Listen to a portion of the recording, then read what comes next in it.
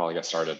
Hey everyone, this is Jerry, and back to another series of the LlamaIndex webinar, and we're super excited today to be joined by Omar from Stanford, co-author of the paper Demonstrate, Search, Predict, Composing Retrieval and Language Models for Knowledge-Intensive NLP.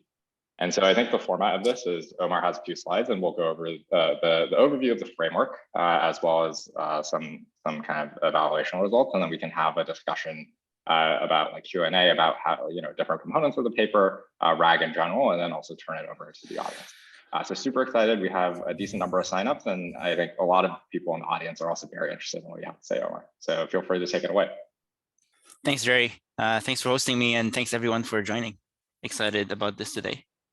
So let me set up the sharing. All right, yeah, so like Jerry was saying, I'll talk today about DSP. So this stands for the Demonstrate, Search, Predict framework. DSP is a programming model and also a compiler for building, pipelines of foundation models, and in particular, pipelines of language models and retrieval models. And I'll define a lot of these terms in the next few slides. The slides include a lot of contributions from a lot of folks, on the DSP team. So DSP comes in this landscape where foundation models are really expensive. So foundation models are, things like large language models, where, in a very short amount of time, we're kind of thinking about extremely expensive ways of prompting. So we think about Zeroshot instruction. We think about few-shot prompting. We think about eliciting various behaviors and skills from models through things like maybe chain of thought or various instantiations of that we see in practice. We also think about basically using these models in loops where they act as agents and they can call external tools. Now, obviously, there are many other instances of this as well. But sort of counterpart to that is thinking about fine-tuning. So we're seeing things like, well, can you get data and fine-tune the models for your specific tasks? And which model do you start fine-tuning on? Maybe it's instruction tune. Maybe there's an RL component. And in general, once you've decided on the data and the base model, you also sometimes need to think of the strategy. There's the explosion of techniques for parameter efficient methods like LoRa and other ways. So language models are not everything. So there's also a lot of sort of work on retrieval models. I've been working on retrieval models since the beginning of my PhD. Basically, we build things you might be familiar with, like Colbert and other systems. And there's a bit of an echo. Sorry, I muted. Go for it. Cool. Thanks. So retrieval models, there's kind of lots of work that's going on there as well. Task-specific models, so you could think of translation models, you could think of other, It is still a bit of an echo. Yeah, if you're not presenting, as in pretty much everybody else besides Omar, please mute yourself. All right, go for it. Cool, and also obviously models for other modalities.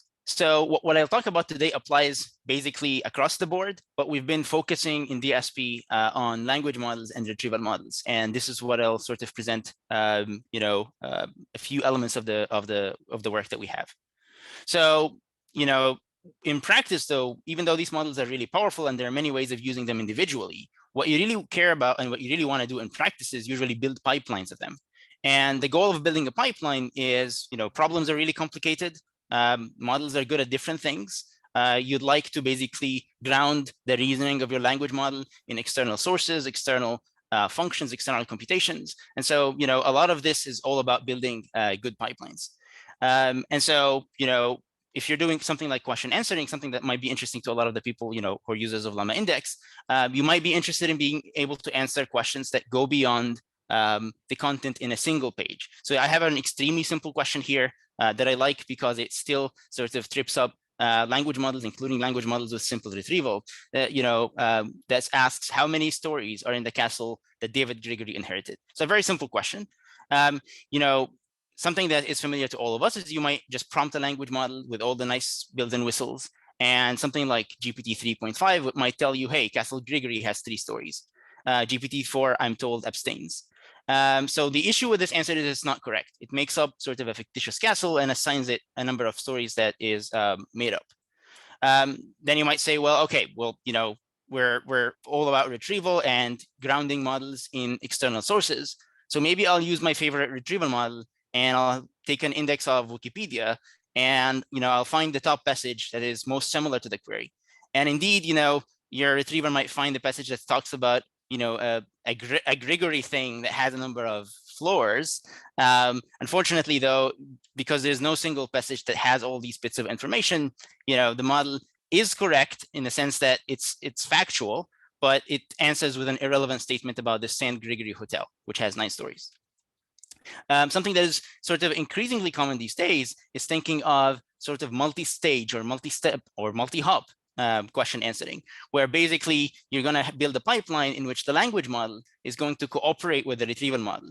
It's going to generate queries that are sort of self-contained and individually small, and the retrieval model can focus on finding passages that help with these. So I have, my slides here have a small error basically where the passages are not updated, but basically the model can ask what castle did David Gregory inherit. The retriever can find a passage that says, David Gregory inherited the Kinardy Castle. The language model can then take that and follow up by asking how many stories are in this Kinardy Castle that you mentioned. Kinardy Castle, it has a page on Wikipedia, so the model might find, a paragraph from that. All this information can go to the language model, and the language model can correctly answer the question using all of these little bits of information. So there are many ways of realizing a pipeline like this. This might be an agent that has access to a search tool. It might be a chain that you hard coded yourself in prompts, and this is sort of the space where DSP explores, that the DSP explores. So pipelines are not new. In fact, 2.5 years ago, we built Belin, which is sort of one of the earlier and most powerful multi-hop search systems. And this was a lot of work. We basically had to fine-tune several language model components and several retriever components to work together in an elaborate pipeline to answer questions of the sort that we looked at now. And this was before few-shot prompting and all of that. More recently, there's this nice paper from Google called RAR that is a pipeline of a bunch of few-shot prompts to language models and a retriever, and it's a very cool system for also revising the generations of language models and adding citations and things like that. And you guys looked at Flare last week, which is another very cool sort of system that's based on hand prompting language models and building it, bringing them together with retrievers. And what we're seeing is that people keep introducing lots and lots of new pipelines, especially in the space of retrieval augmented generation. And the key message that we have for you here is none of these pipelines is going to be perfect for your use case as is with the original prompts or the original models that others have built. And so if you're building something that you're really passionate about and you really want to differentiate it, you don't want to do this for all components, but you want to find the key component in your application and invest in your pipelines. You want to have basically your secret sauce there and have a lot of control and iterate over your pipelines.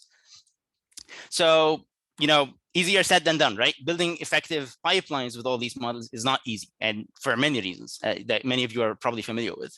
And in sort of the one that I want to highlight most is that this is all great, but the issue is how do you connect all of these pieces? I might have a great retrieval model, I have a great language model, I know how to prompt individually, I know how to search, to use my tools, but it's lots of moving parts and it's difficult. What makes matters worse is that every time you apply changes to your pipeline, because you want to experiment, right? You want to try things, you want to iterate. So every time you make tweaks to your pipeline, you're essentially creating new subtasks because that language model in the middle or that retrieval model or whatever tool now is sitting at an intersection of other sort of moving parts that is defining a new task for it. And so the thing you really want to avoid is sort of committing to a prompt that is only meaningful and valid for the next 5 minutes. And then the moment you change things, you have to rewrite all of your stuff. Or the moment you change your data or your domain or your language or whatever it is, you have to change your stuff. And so this is actually a very serious problem. And we spent maybe around a year, a little more than a year, thinking about how we can solve this problem. And our goal is to focus on system design. We'd like to basically say, I want a pipeline that has the following components organized in the following way, without necessarily tying ourselves to a suboptimal implementation somewhere. So what we need for that is a programming model for building foundation model pipelines. And when I say a programming model, what that means is an abstraction that gives you, a lot of control over how to specify the information flow, how things go from the beginning, how they're passed between the components, and how the interactions between the modules occur. But importantly, it should also have something like a compiler or an engine that's going to take whatever you expressed at the high level with maybe a lot of declarative components and is going to figure out how should I prompt models, how should I fine-tune models, how should I glue these components. It's not going to be your job to do that.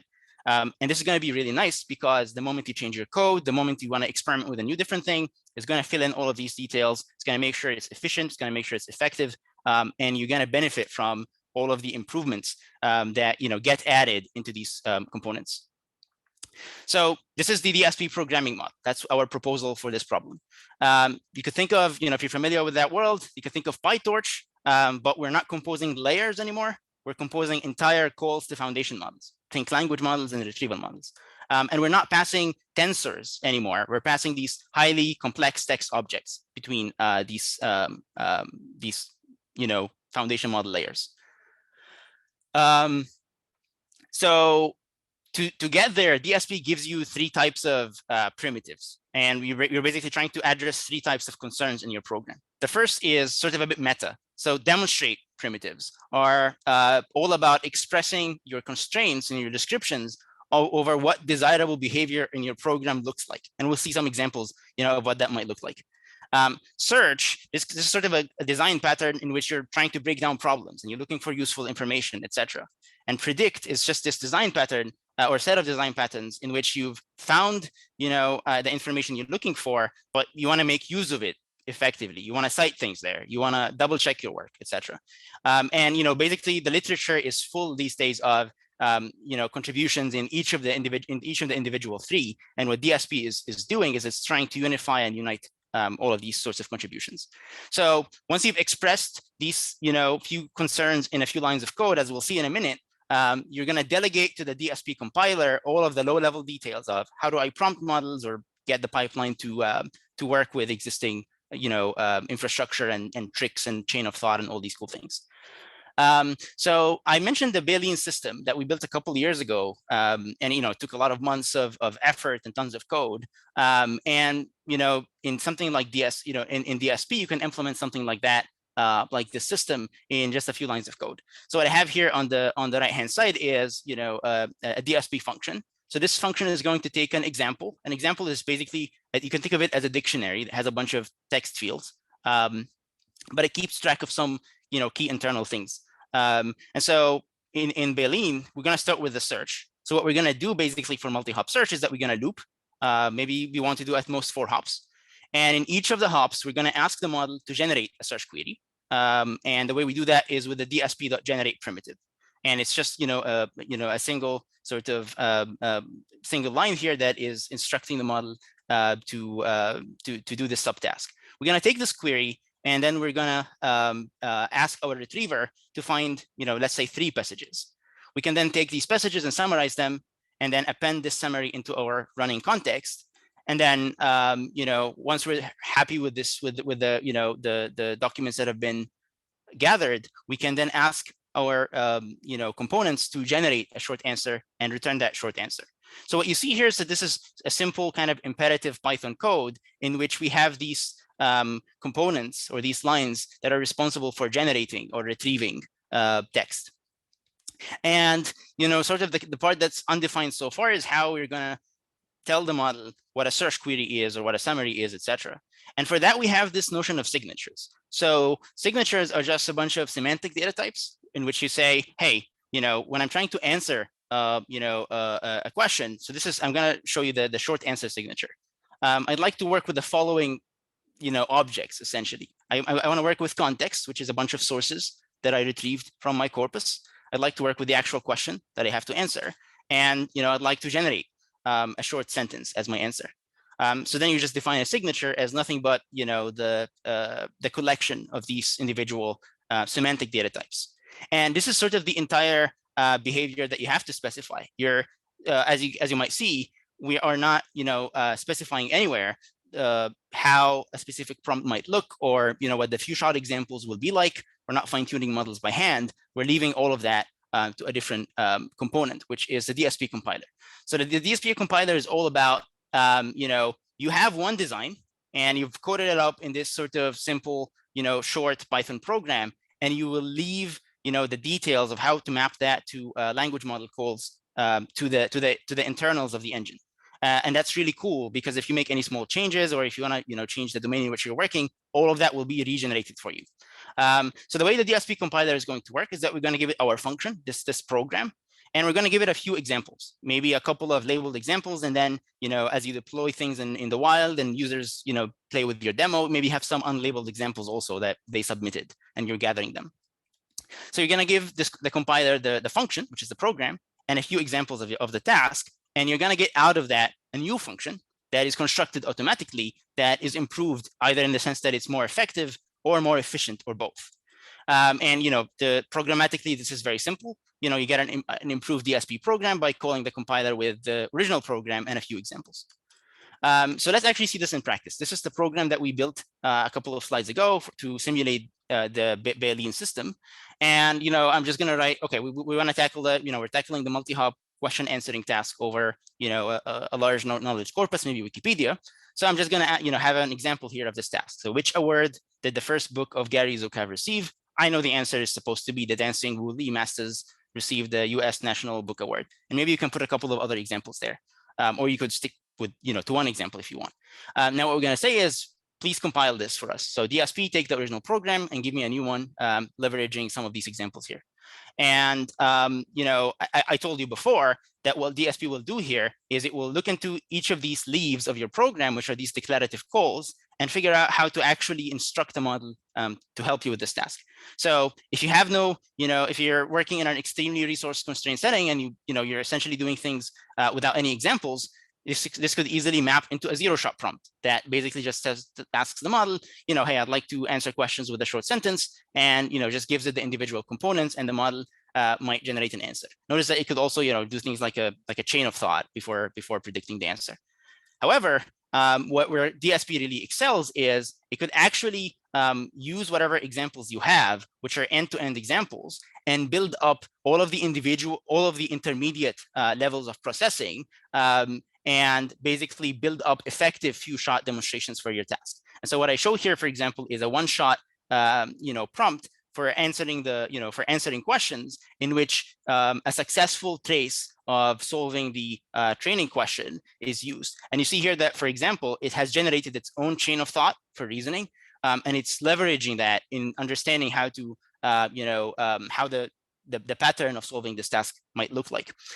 This is actually even more substantial than this example might show, in the sense that we have no labels. We have written no annotations for how to search queries or how to generate search summaries. But the DSP compiler is going to figure out how to do that effectively internally, and build few-shot prompts also for these stages.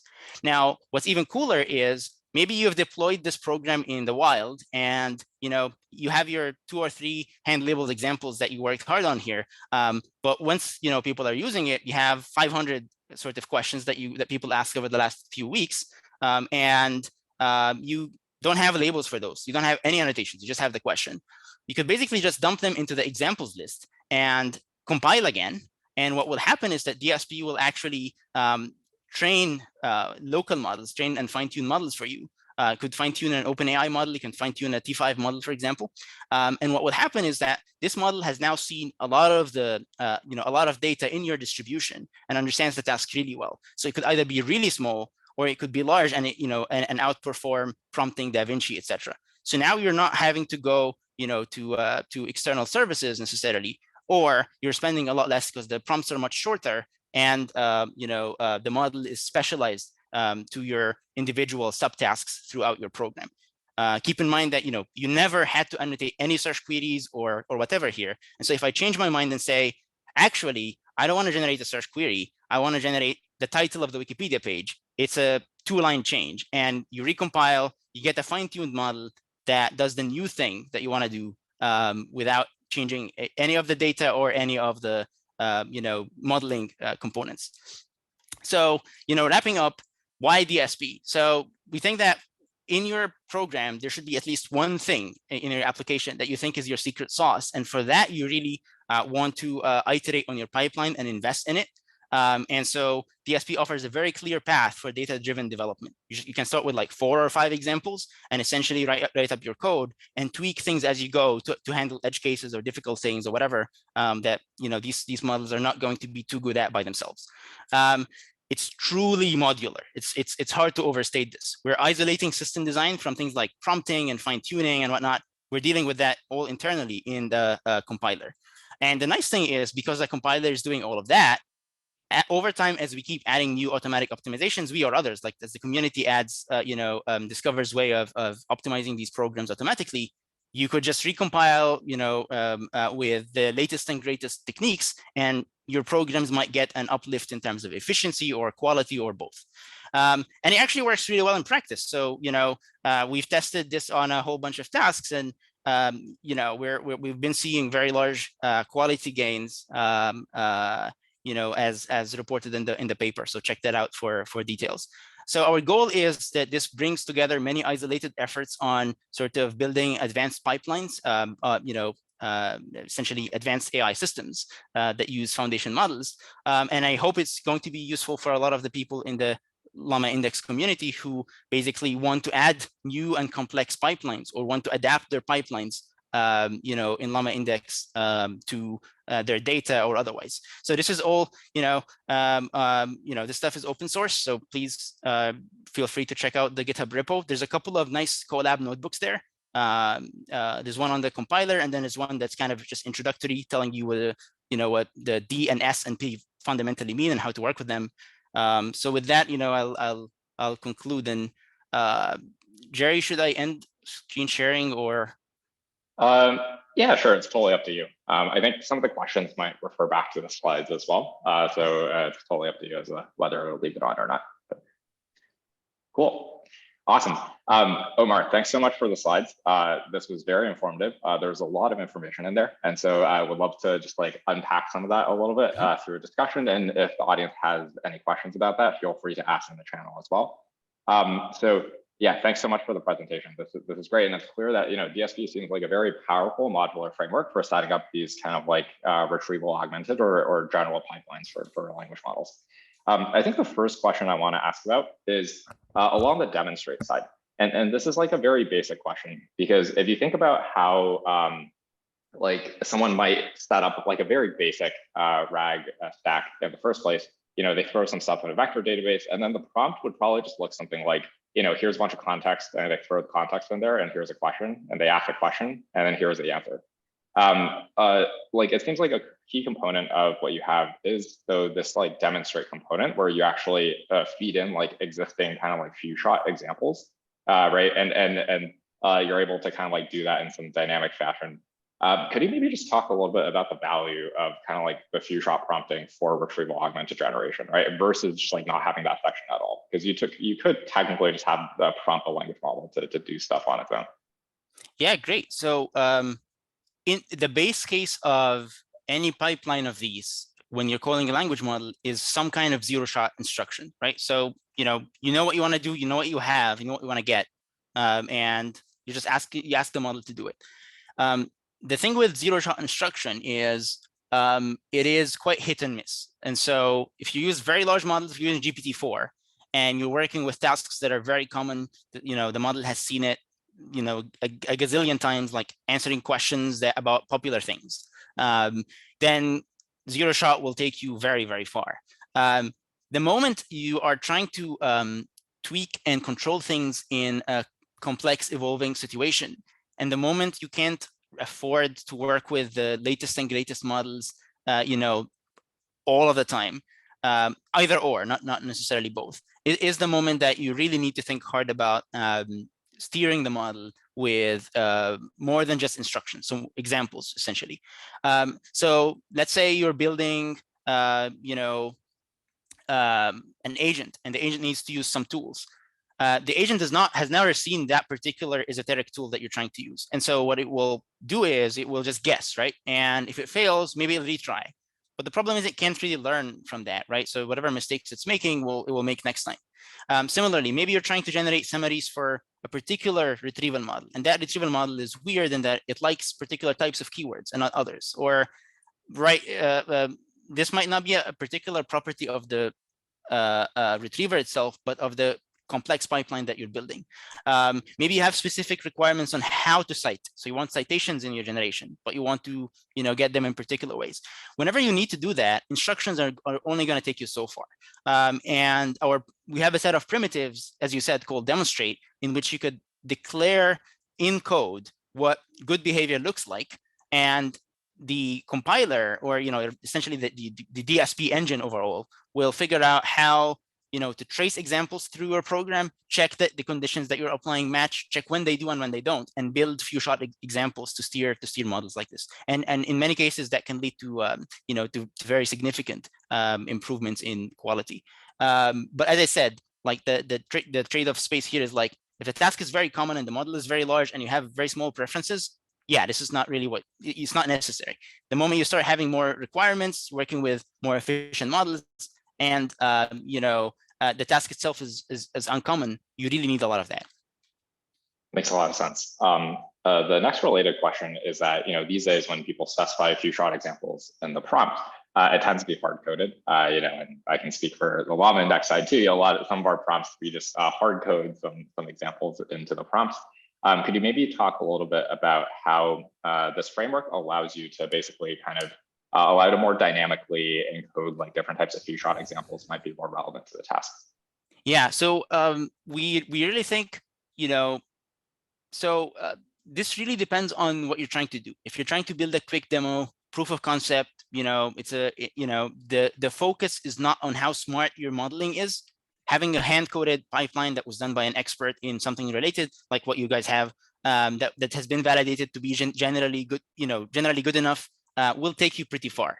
The moment you need to kind of you see issues and you want to tackle them, you have two options, right? Either you go and hard code new prompts that you observe are better, or what we suggest is use an abstraction in which you will worry about the information flow, like what's going on, where are things moving from and to, and leave those low-level details to the compiler, because it's easier, but also because you can iterate more efficiently, and also because when we add new things there to the compiler, you'll keep benefiting from whatever the AI community in general is creating.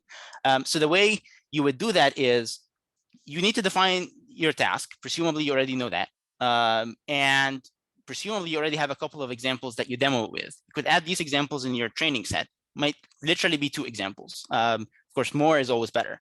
And those examples that you're writing, it's important. They're not prompts. They're not pipeline annotations. You're literally just putting in the very first input and the very last output, nothing in between. Because Zeroshot instruction with a bunch of experimentation internally, like you could basically try the model multiple times or do things like that. Because it's not, because it can bootstrap, because it's not so bad, because it's a hit and miss, the compiler can basically try out different things and see what works well, in the sense that it takes you from the original question, let's say, or original input to the desired output. And it can figure out what good traces look like, and it can start basically building these few shot prompts. And once you have enough of those, or enough unlabeled examples, it can start actually fine-tuning models for you, as in the compiler. Makes sense. I'd love to ask more questions about the compiler in just a second. Before that, though, I kind of want to touch on a point that you made, which is kind of interesting, actually. This idea of what the tools that you use when you start hacking on stuff to kind of the tools that you use in production. So imagine you're a hacker, you're just starting to think about how do you actually build some sort of basic retrieval augmented pipeline, you're hacking on some prompts, all the way to you're ready to deploy these ad systems in production. To what extent does kind of DSP satisfy kind of the demands of both the initial hacking stage as well as the later productionization stages? Because you're talking about, yeah, in the beginning, you might want to hard code some few shot examples, play around with stuff. Would you recommend kind of using DSP for both stages, or more focus on specific stages? Honestly, our goal is to make sure that it's, it serves you well throughout. When I say hard-coded is fine, it's more of there's an external tooling that you're using. So maybe there's a particular pipeline that is already in LlamaIndex that works well in various settings, and you guys worked very hard on the prompt and you got it to work. Maybe for whatever application you're building, it isn't your job necessarily to do that as well as possible. You could just kind of use it as it is and focus on the other things that really differentiate you. But at some point in many projects, you get to a point where the bottleneck shifts to the pipeline, and now you need a better pipeline. We think that ideally, you start immediately in something like DSP, in which you're not tying yourself to handwritten prompts, but if you're going to tie to yourself to anything, it might as well be code, because we know how to version control that. We know how to change things and iteratively develop things and just do it in a data informed way. So the rest of your ecosystem could stay the way it is. So if the rest of the ecosystem of the parts that are not bottlenecks was using a particular model that's fine-tuned in a particular way or particular prompt, that could stay the way it is while you focus on the pipeline that you're trying to improve. So I hope this sort of addresses the. Yep, that makes a lot of sense. And now going back to the compiler. So I actually find that very interesting, because I looked over the paper and I think it's not in like U1 of the paper, but I think it is in the GitHub repo, and would love to just understand some more details about that. So what are the key components of the compiler? You briefly touched on being able to like train kind of like a smaller model, and being able to kind of figure out the best decisions. Like, what are the key optimization decisions you're making under the hood for the compiler? Right. So you are right. Like if you look into the paper on arXiv, it does not say the word compiler. And so this is something in the repo. It's in the open source code, and it's something we're actively kind of releasing stuff in very, very soon. More stuff. We have kind of like a like the basis of it is there, but we've been working for the last 3 months on kind of much richer stuff that we're going to release soon. So the notion of the compiler is, initially when we built DSP, and this is kind of a bit of a history. So for many people, I don't know if it's interesting, but we initially thought of this as one thing in which you are in charge and you're saying how everything should happen. But what quickly emerged is that people really want to focus on building their pipeline, focus on the system design and the information flow, and that there are recurring patterns on how once you have that information flow, the specification of the implementation details, like prompts and whatnot, can be handled in sort of reusable automatic ways. If you're familiar with PyTorch, think of, you write your forward pass, which just says, I'm starting with these tensors. I'm going to make the following ReLU layers and convolutional layers and whatnot. And you just say, here's some training data. I'm going to use Adam or SGD or some other optimizer. Do your best. Give me a good network. You don't start by saying, I'm going to guess all of the right initialization of all the parameters, right? You just specify the modules and it works out. So this is exactly what the compiler is striving to do. It's an optimizer for your network. So what the compiler allows you to do basically is, what at least allows us to do is, we're evolving sort of from a notion of you are working very hard on how demonstrations are done, which you're still able to do. Like if you go to the Colab notebooks, there's some rich discussions of that. Into that's a concern that you really leave to the system, unless you have to open up that box and play with it.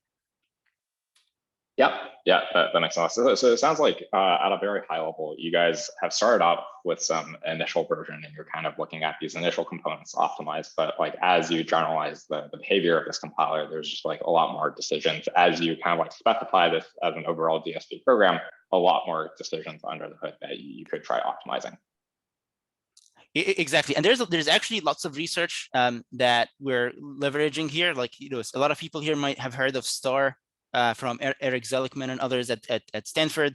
Lots of the fine-tuning stuff on LoRa and whatnot, lots of the auto chain of thought, lots of things where people have kind of like looked at individual components of, hey, how do I bootstrap one language model call? And how do I build, how do I fine-tune how do I distill a language model into a smaller one? And what DSP is doing is it's saying, well, all these things, that you're doing at the level of a single call can be generalized programmatically to a whole pipeline, and apply it to your thing. And what we're hoping is, yes, we're adding strategies to the compiler ourselves, but if anyone sort of thinks hard enough about this and is essentially tweaking those, that could be another essentially optimizer, or as we call it, a compiler strategy that is added there. And for users, it's something that you could just say, hey, use that other compiler strategy instead, and I'll see if it works better in my case. Or maybe some of the key technical challenges in designing a compiler and getting this to work well. So the key challenge is usually the data is very scarce, and bootstrapping is something that could be a little bit, what's the word? If you're not careful, it could be fragile, right? Because you're assuming that you can get some traction out of the behavior before any labels are created, right? So you need an initial good zero-shot setting. So one thing that we observe sometimes, for example, is it can help a lot if on the first single example or the first 2 or 3 examples, if you use a large expensive model that has a decent sense of how to get the task right within a few trials, and you commit that to the right trial with the demonstrator function that you wrote, and from that moment onwards, smaller models can kick in, because with that presence of that 1 or 2 demonstrations, everything can sort of be a lot more deterministic and straightforward. Awesome. You briefly touched on fine-tuning. What do you see as a relationship between like fine-tuning as well as building a retrieval augmented pipeline? Where does it fit in? So we've been focused so far, at least in this project in DSP, on fine-tuning the language model components. The starting assumption was that retrievers they have a smaller role to play. That's kind of the assumption, and they're very powerful and at that one task. But we actually have a lot of work also on sort of adapting retrievers to tasks. That's something I worked on outside DSP a lot before. And so, and I think something that's exciting is, can you add fine-tuning to the retriever components also as an automatic step in the compiler? But we are sort of, we have a whole lot of things that we're exploring on the language model end. And so, this might wait a bit. Sweet. What are some of the key limitations of DSP right now? What are some of the challenges that you're excited to solve for the future? Fundamentally, DSP is a research project. And so, we have only so much time to sort of look at things that are important real world concerns, but they are not really, key to the exploration that we're doing. What I mean by that is, for instance, if you're doing things in LlamaIndex or LangChain or otherwise, you have an extremely mature tooling system and integration, space, right? We do not really spend a lot of time thinking about that in DSP, and so whenever you're building things in there, it is important to basically have the rest of your ecosystem, maybe as in LlamaIndex or otherwise. Sweet. The next question is, from my understanding of DSP, you're basically providing a set of primitives for users to specify these types of pipelines. What is, in your mind, the relationship between doing something like this, which seems more task specific, to kind of building something more general like agents? That's a great question. So there's nothing preventing you from writing agents in DSP. We've actually implemented a zero-shot, what is typically called in LangChain lingo, a zero-shot React agent in DSP. But zero-shot is a misnomer now, because the moment you've implemented it in DSP, it can be few-shot, it can be, it could be a fine-tuned model. And so one thing that we noticed is basically we wanted React to use Colbert, and Colbert isn't Colbert, and what else was it? Colbert over a particular Wikipedia index. And if you look at the original React prompt, is very cool. It has like a lot of careful examples, but it's not meant to work with a retriever that looks like this. And so you either use it zero-shot, or you sit down and think, well, what are good prompts with my particular tool, my particular retriever look like? We didn't want to do either. We simply gave it a bunch of end task examples. Here are questions, here are answers. And we ran it with a demonstrate function. It figured out how to generate good queries, how to decide the steps, search, and then generate a final answer, etc. And that gave it a pretty significant lift. I think we saw don't remember the exact number, but maybe around on the order of 5-point improvement in exact match on Hotbot QA, just implementing in DSP essentially, and adding like a nice kind of stage at the end that was doing question answering and that could figure out its own prompts also. I think added another 5 points or so. DSP is not sort of mutually exclusive with agents, except that because we care about control, we don't usually start with agents. So you start with something about maybe a bit more explicit, and then you can kind of generalize this into overall agent loop, which in the end, I guess it's just a for loop, right? And then you can somehow make decisions under the hood.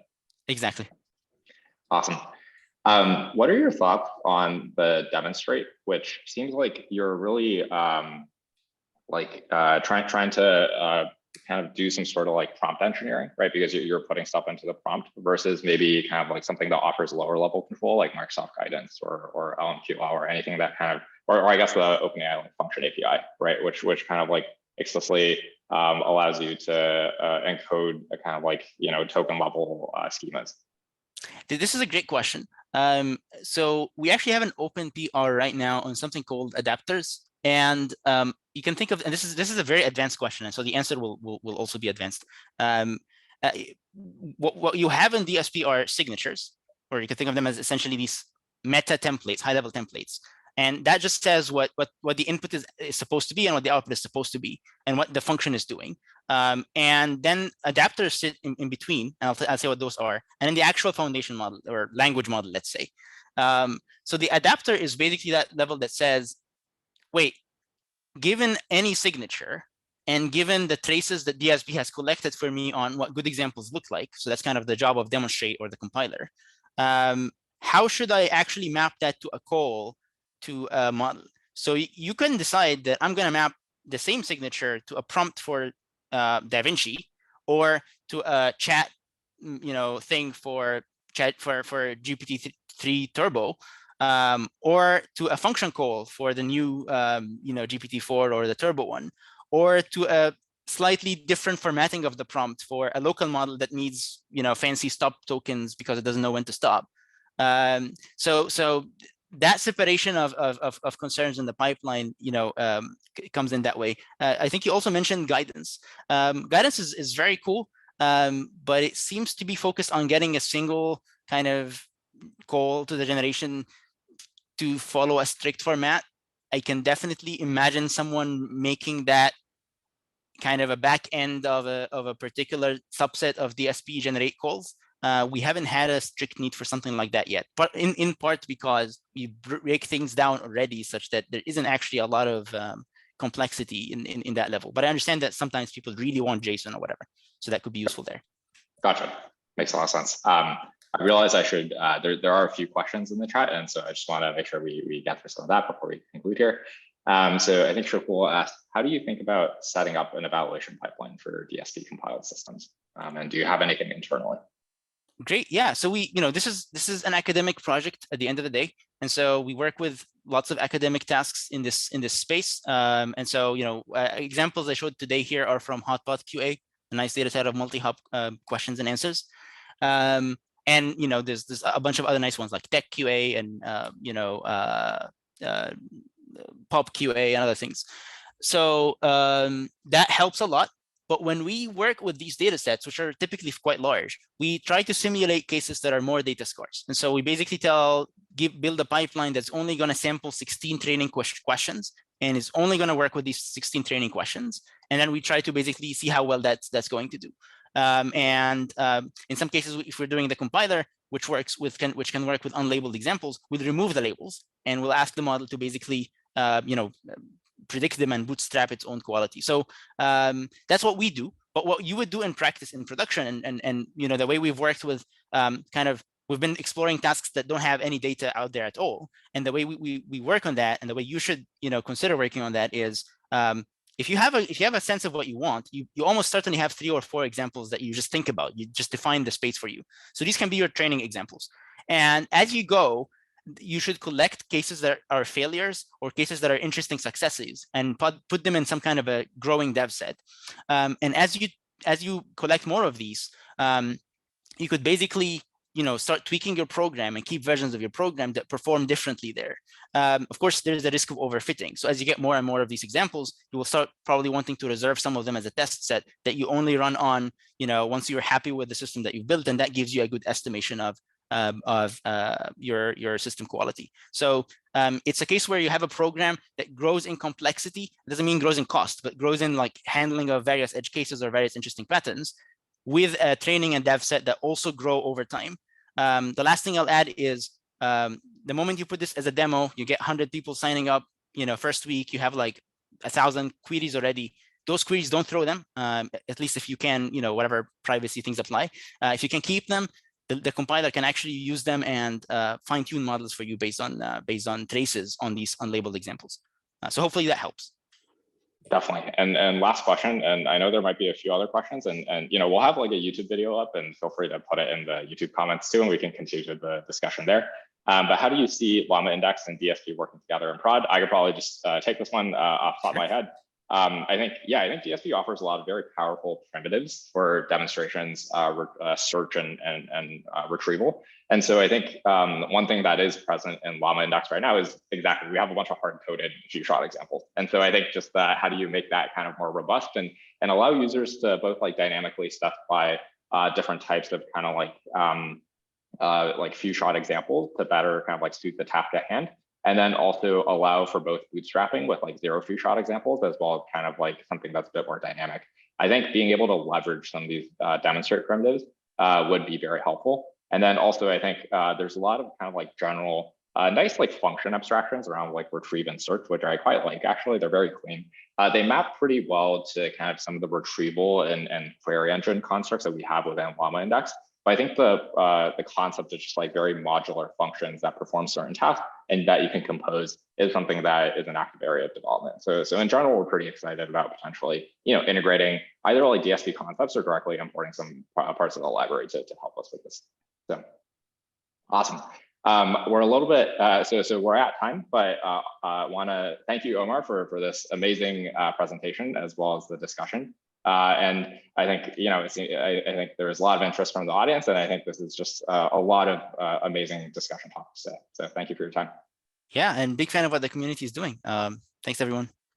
Thank you.